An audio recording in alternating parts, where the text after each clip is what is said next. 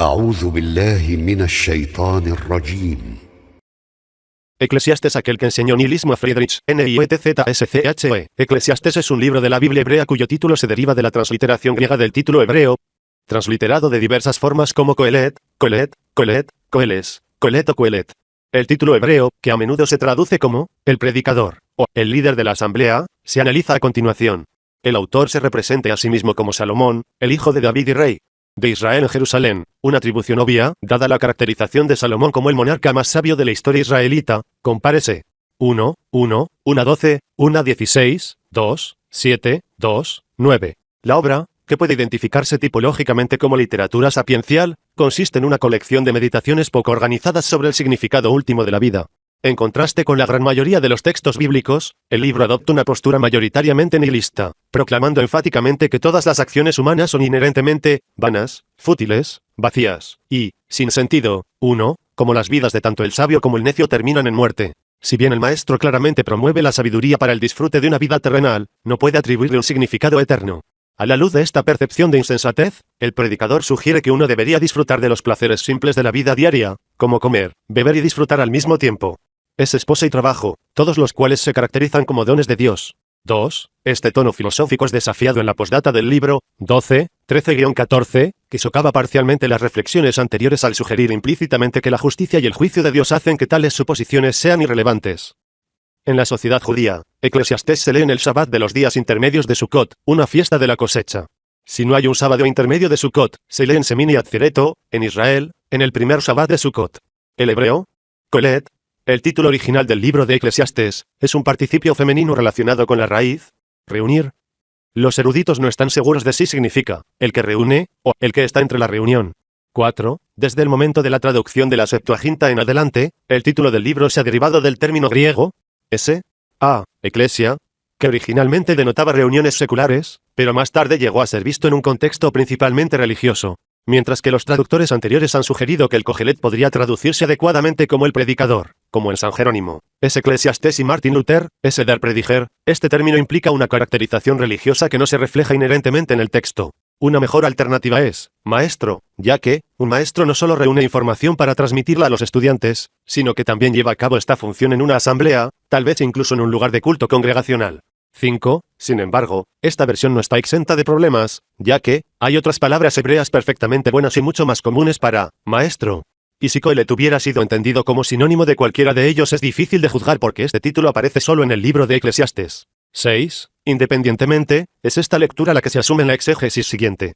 Autoría y citas en los dos primeros capítulos del texto. El autor se describe a sí mismo como el hijo de David y rey de Israel en Jerusalén. Esto solo podía aplicarse a Salomón, ya que sus sucesores en Jerusalén fueron reyes sobre Judá únicamente. En consecuencia, el punto de vista tradicional de los rabínicos y de los primeros cristianos atribuía acríticamente Eclesiastés al rey Salomón. Este punto de vista ha sido abandonado por muchos eruditos críticos modernos, que ahora asumen que Coelet es una obra en la tradición pseudoepigráfica que usó el nombre de un sabio conocido para agregar seriedad a su composición. Aunque, hasta el momento, no existe un consenso académico sobre la datación de Eclesiastés, diferentes escuelas textuales y filológicas han propuesto un continuo de posibilidades que van desde el siglo IV hasta el siglo II a.C. 7. Muchos de estos académicos sugieren que Eclesiastés fue escrito alrededor del 250 a.C. por un intelectual no helenizado en el entorno del Templo de Jerusalén. 8. Independientemente de este debate, la última fecha posible para el texto viene dada por el hecho de que Ben Sirac lo cita o parafrasea repetidamente, usándolo como un escrito canónico, en lugar de contemporáneo. Lenguaje y estilo. Ver también, literatura sapiencial. A pesar de la falta de consenso académico sobre la datación de Eclesiastés, el lenguaje y el estilo del texto ciertamente brindan pistas sobre su contexto histórico y cultural. Lexicográficamente, el vocabulario del texto no es compatible con la hipótesis de la autoría salomónica, ya que su hebreo contiene características que solo se desarrollaron en escritos seméticos posteriores.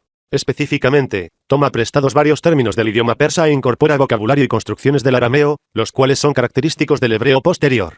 10. Estilísticamente, el texto puede verse como una interpretación hebrea de la literatura sapiencial, un género omnipresente en el antiguo Medio Oriente. En este modo literario, cuyos exponentes mesopotámicos, persas, egipcios y helenísticos eran bien conocidos en el antiguo mundo israelita, se ofreció a los lectores sabiduría aforística, debates teológicos y consejos para vivir la buena vida. Aunque algunos estudiosos sostienen que el propósito de Eclesiastés fue exponer la insuficiencia fundamental de este paradigma, 11, es innegable que las convenciones del género tuvieron una profunda influencia en el desarrollo y organización del texto. 12. Colocación en canon. Aunque Eclesiastés ha sido parte de la Biblia hebrea desde su canonización, su presencia fue a menudo cuestionada. Algunos de los problemas con él incluyen su perspectiva aparentemente nihilista, su escasez de referencias a lo divino y su visión predominantemente negativa de la muerte y el más allá. Como señalaron Jastrow y Margoliouth, sin embargo, la canonicidad del libro fue dudosa durante mucho tiempo. Yad. Y 5. Meg. Séptima, y fue uno de los asuntos sobre los que la escuela de Shammai adoptó una visión más estricta que la escuela de Hillel. Finalmente se resolvió, el día en que R.L. Azarías fue nombrado jefe de la asamblea. Se hicieron esfuerzos para convertirlo en apócrifo sobre la base de que no estaba inspirado. Tosef. Yad. Y 14. Ed. Zucker Mandel, p. 683, o de sus contradicciones internas. Shab. 30b, o de una tendencia que se mostraba hacia la herejía, es decir, el epicureísmo. Pesik. Ed. Buber, B. 68b, pero estas objeciones fueron respondidas satisfactoriamente. B.A.S.S. Schiffer, Das Buch Qohelet, Frankfurt on the Main, 1884. Punto. Sin embargo, sin la idea de que Qohelet era Salomón, difícilmente se podría imaginar que la obra hubiera sido incluida en el canon, y si no hubiera sido adoptado antes de que la doctrina de la resurrección se hiciera popular, es probable que las opiniones del autor sobre ese tema hubieran hecho que su libro fuera excluido del mismo. 13. De hecho, el segundo párrafo citado arriba discute la aparente incompatibilidad del texto con el 13º de los 13 principios de fe de Maimónides, la creencia en la resurrección de los muertos. 14. Aunque Eclesiastés evidentemente precede a Maimónides, esta disyunción simplemente resalta la naturaleza problemática del texto. Estas dificultades están bien resumidas por Bandstra. La comunidad judía luchó por canonizar a Eclesiastés. Debido a sus observaciones algo preocupantes, percibieron la necesidad de recuperar el libro de la herejía y darle una pátina ortodoxa. La historia editorial del libro da evidencia de sus esfuerzos. Aunque ha habido una discusión considerable sobre la estructura y la forma editorial del libro, Berwick 1968, existe un consenso general de que el núcleo del libro de Eclesiastés es 1, 2 a 12, 8. A esto se agregó la introducción que solomonizó el libro y una serie de 2, quizás 3, conclusiones. 15. Ortodoxia de puntos de vista. A pesar de los problemas relacionados con la canonización del texto, Eclesiastés parece estar en armonía con otras escrituras en la mayoría de las situaciones en las que tratan los mismos temas. 16, por ejemplo, está de acuerdo con Génesis que un ser humano está compuesto del polvo de la tierra y un espíritu sustentador de Dios. Eclesiastés 3:20, 21, 12, 7, Génesis 2, 7, 7:22, Isaías 42, 5. Asimismo, Eclesiastés afirma la enseñanza de la Torá de que el hombre fue creado esencialmente bueno y recto, pero que voluntariamente eligió desobedecer a Dios. Eclesiastés 7:29, Génesis 1:31, 3:17, Deuteronomio 32, 4, 5. Eclesiastés también reconoce a Dios como el Creador. Eclesiastés 12, 1, Génesis 1, 1, aunque las referencias no son necesariamente específicas de la deidad israelita. Nombre de Dios a lo largo de sus 12 capítulos. El libro de Eclesiastés usa la expresión Elohim, el Dios, 32 veces. Curiosamente, esto no implica necesariamente una procedencia judía para el texto. El nombre israelita para Dios no se emplea en ninguna parte, ni parece haber ninguna referencia a asuntos judaicos. Por tanto, parece existir la posibilidad de que el libro sea una adaptación de una obra en algún otro idioma. 17. En otras palabras, el YHWH más convencional no se usa, aunque casi ningún erudito moderno piensa que el libro fue escrito en arameo fenicio. Muerte y vida. Después de la muerte, una gran parte del libro se ocupa de la muerte. El autor afirma enfáticamente la mortalidad humana, llegando incluso a decir que los muertos en el Seol no saben nada. No menciona resurrección. De hecho, es la falta de consecuencias después de la muerte lo que lleva al autor a abogar por disfrutar de la vida mientras pueda. Martín Lutero y algunos otros líderes cristianos han citado estos versículos en defensa de la doctrina de que el alma duerme entre la muerte y la resurrección. Una vida sin sentido seguida por el olvido es consistente con el significado de gran parte, aunque no todo, del resto del Tanaj.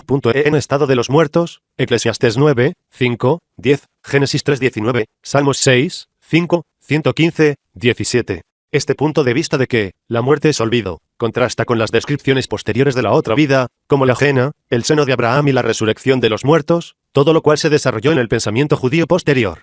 Resumen temático, vanidad. El objetivo declarado de Qohelet es comprender cómo vivir una vida buena, léase, significativa, una tarea que es fuertemente compatible con los propósitos generales de la literatura sapiencial.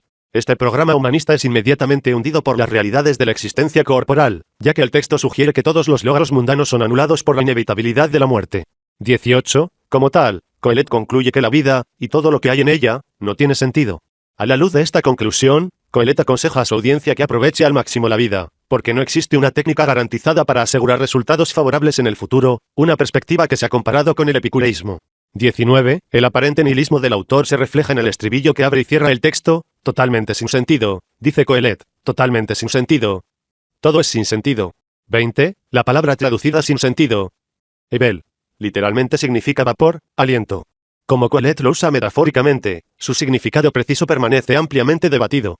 La traducción al inglés antiguo a menudo lo traduce como vanidad, aunque este término se ha vuelto menos relevante en la actualidad debido a la pérdida de su connotación de vacío. Algunas traducciones utilizan la interpretación literal del vapor de los vapores y, por lo tanto, pretenden dejar la interpretación al lector. 21. Curiosamente, esta perspectiva no disminuye la opinión del autor sobre el papel de Dios en el mundo. En cambio, simplemente circunscribe la medida en que los humanos pueden comprender la voluntad divina, y la existencia creada construida a su alrededor. ¿Qué gana el trabajador con su trabajo? He visto la carga que Dios ha puesto sobre los hombres. Él ha hecho todo hermoso en su tiempo. También ha puesto la eternidad en el corazón de los hombres, sin embargo, no pueden comprender lo que Dios ha hecho de principio a fin. Sé que no hay nada mejor para los hombres que ser felices y hacer el bien mientras viven. Que todos coman y beban y encuentren satisfacción en todo su trabajo, este es el don de Dios. Sé que todo lo que Dios hace perdurará para siempre, nada se le puede agregar ni quitar. Dios lo hace para que los hombres lo reverencian. En cuanto a los hombres, Dios los prueba para que vean que son como los animales. El destino del hombre es como el de los animales, el mismo destino les aguarda a ambos, como muere uno, muere el otro. Todos tienen el mismo aliento, el hombre no tiene ventaja sobre el animal. Todo carece de sentido.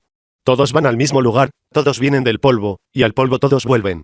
¿Quién sabe si el espíritu del hombre se eleva hacia arriba y si el espíritu del animal desciende a la tierra? 3, 9-14, 18-21. Tone resume de manera convincente la relación entre esta tesis que niega la vida, o al menos la sabiduría, y el cuerpo del texto. Eclesiastes no es un libro sobre Dios, es un libro de ideas. Por eso se habla de su ideología en presencia de su teología. Sus ideas se refieren a la supervivencia humana en un mundo en el que el trabajo es doloroso, el exceso de trabajo es una tontería, el placer pronto palidece ante el hecho de la muerte y la sabiduría es incapaz de comprender incluso las secuencias más simples que harían posible una comprensión real del mundo. Un mundo así es absurdo. Sin embargo, la vida frente al absurdo no crea un Colette que, con gritos desesperados de Carpe Diem, simplemente arrebata algunos jirones de felicidad superficial. No, se presenta como el maestro, con semblante sobrio y afectuoso, listo para ayudar a sus alumnos a lidiar con ese mundo. Él tiene a Dios en un profundo respeto, pero nunca afirmará saber demasiado acerca de Dios. Sobre todo, no encomendará a Dios con el programa de justicia distributiva que defendían los amigos de Job. Entonces, ¿es su Dios justo? ¿Es su Dios siquiera bueno? Colette no nos lo dice, tal vez no nos pueda decir. El suyo no es un libro sobre Dios. 22. En última instancia, el autor, o editor, de Eclesiastes se basa en un deus ex machina teológico para subvertir el cinismo/derrotismo cuidadosamente delineado del texto. El fin del asunto, todo ha sido escuchado. Teme a Dios y guarda sus mandamientos, porque eso es todo el deber de todos. 12-13. Algunos argumentan que estos dos últimos versos fueron una adición al guión original, ya que parecen contradecir su mensaje. Otros sugieren que en realidad proporcionan un sentido de finalización teológica al volumen al contrastar la realidad mundana, que es, en vano, con la obra de Dios. 23. Notas. Bible Gateway, página de inicio.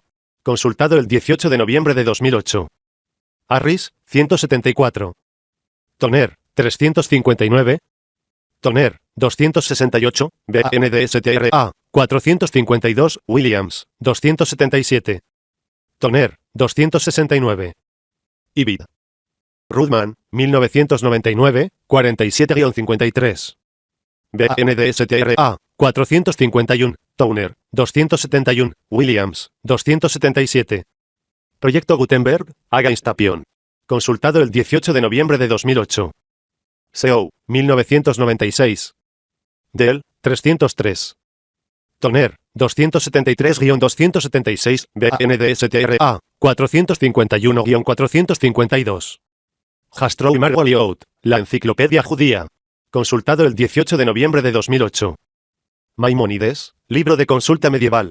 Consultado el 18 de noviembre de 2008. BNDSTRA, 454. Dell, 313-319. Jastrow y Margoliouth, la enciclopedia judía. Consultado el 18 de noviembre de 2008. Eclesiastes 1:11. Jastrow y Margoliouth, la enciclopedia judía. Consultado el 18 de noviembre de 2008. Eclesiastes 1:2. Toner, 278-280. Toner, 283.